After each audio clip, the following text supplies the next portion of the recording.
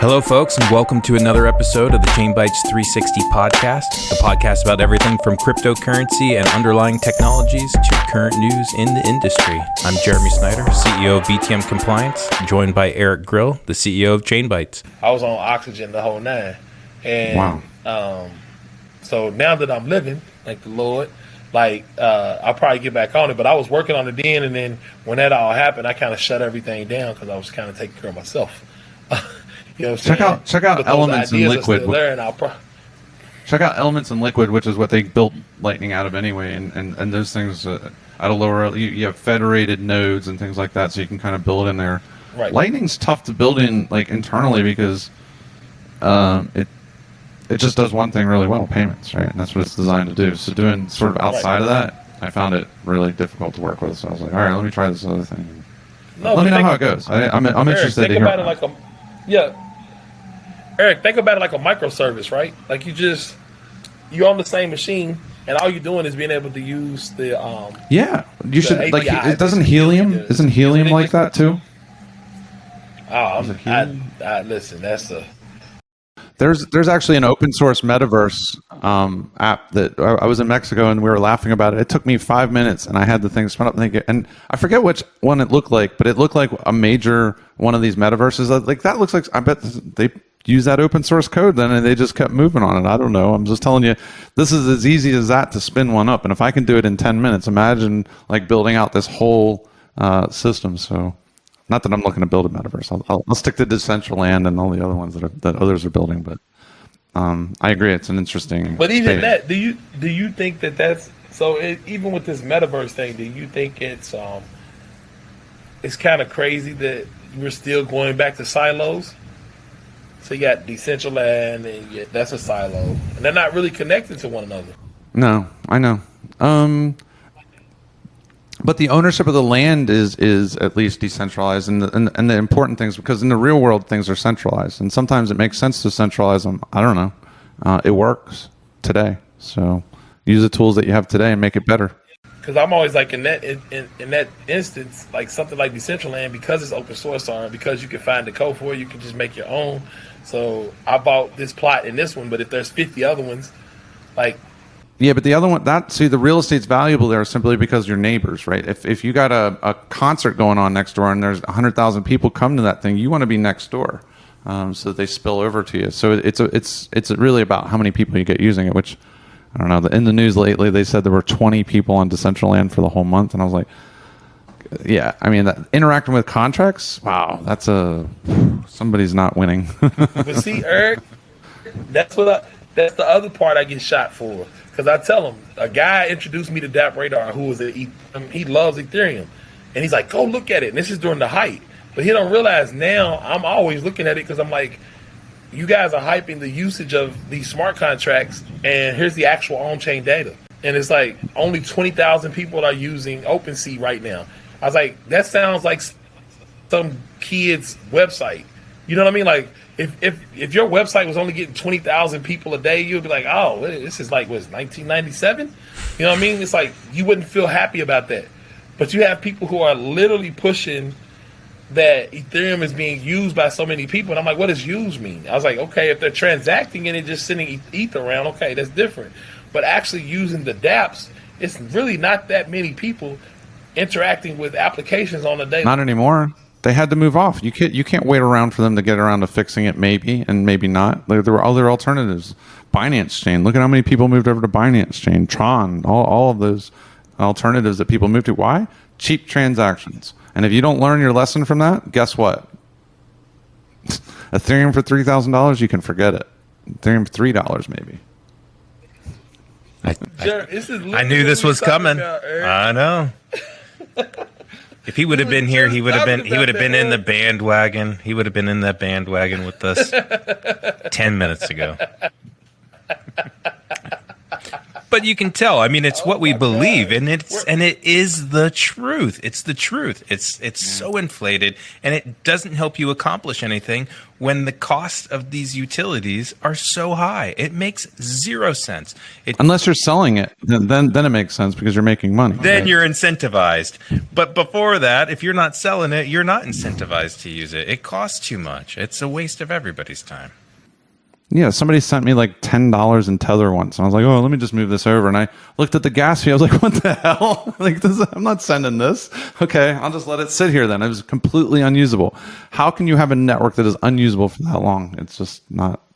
Okay, enough Ethereum bashing before we really. Yeah, I was going to say I'm not sure how many of our listeners really like Ethereum, but I'm pretty sure we're going to get some hate mail for that. I don't hate Ethereum though. That's the thing. I love Ethereum. I just don't like that the price and the hype and the things going around it. I mean, it's not an elegant solution, especially this proof of stake sharding, the way that they did it. It's not elegant. There's certainly better solutions than that, but it's better than what they had. They're improving it, so okay, cool.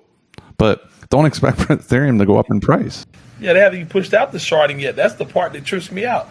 It's like the merge was just proof of stake. It's like there have been plenty of chains on proof of stake forever. That wasn't a huge thing. They just switched over. Like the sharding is what was going to be interesting to me because it allowed you to scale far better.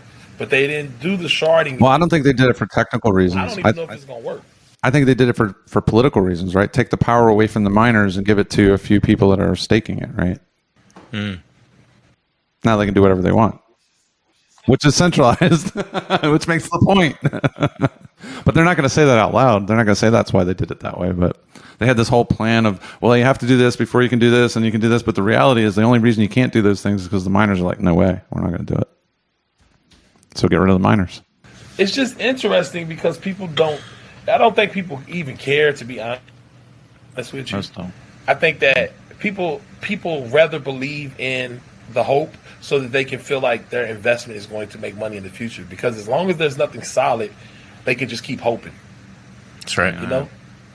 It's hard because they don't understand the technology, so they don't know what to do. So they just want to roll the dice and say, well, this sounds reasonable. And so most people are being directed to these people that do marketing real well. That's where I run. When I see people spending all this money on marketing, then the tech must suck because you don't have to spend that much money on marketing. If your tech's really good, you're going to have people like me going, look at this. This is cool. Come on. This is what you should be using. And that's going to have a lot more influence on just the, putting it out there and, buy this and it might go up 20%. As soon as I hear that stuff, nah, not interested.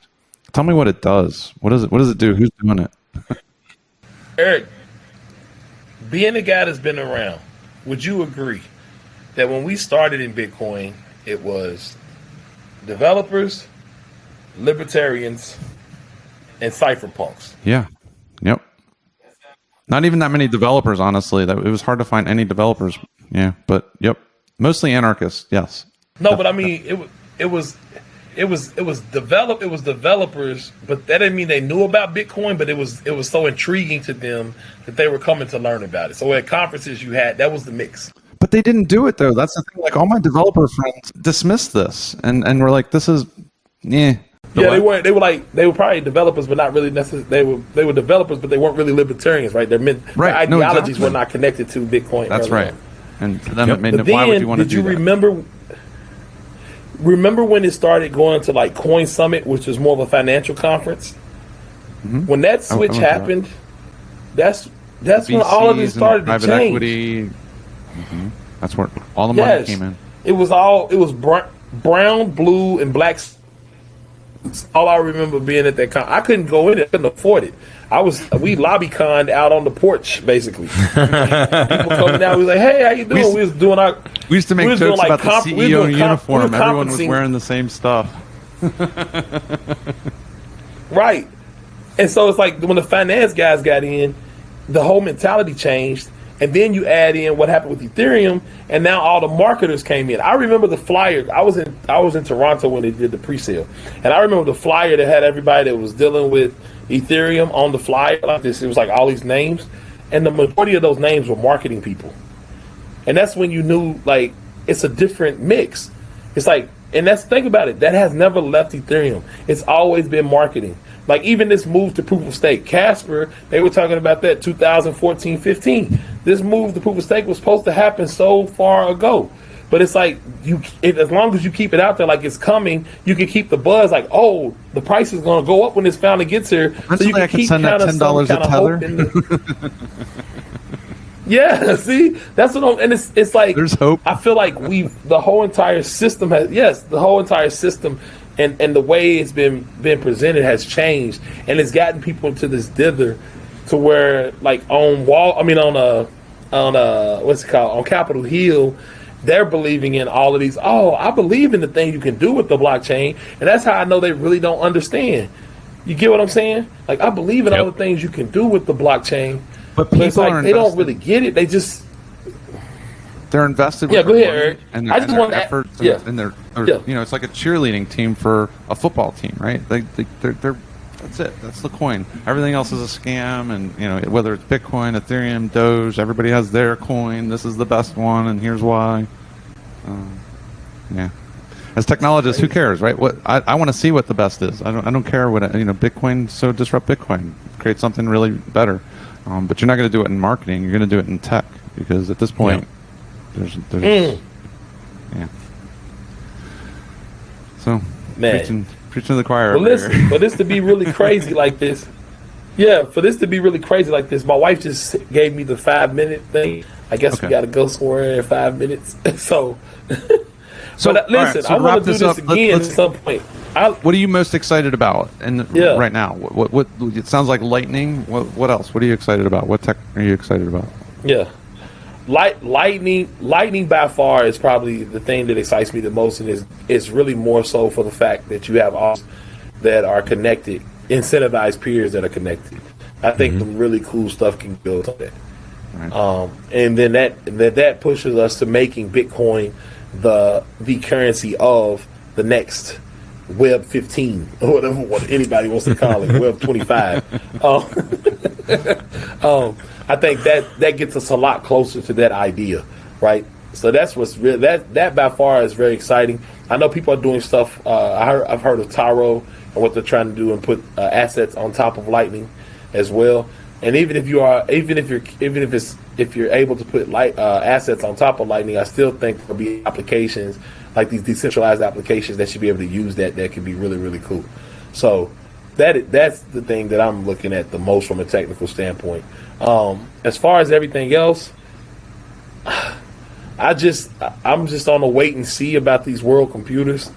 That's what I call Ethereum, Solana, and all of that. Because I really believe what I believe about it, and I haven't seen anything that has changed my mind. I'm not that excited about it. I would love for some of that stuff to work. Like I always tell people, it's fun. It's fun developing on Ethereum. Like it is. It's really fun. Like you mess around on Ethereum for a little bit. It's easy. It's fun. You can do some little cool stuff with it. And I think that's what got everybody so hopeful and hypeful out of it. But at the end of the day, like I'm not that excited about it because I think that people still haven't figured out that it's the alignment of incentives is so out of whack that nobody's really working on the real hard problems. What about RSK? They just want to keep creating marketing pieces.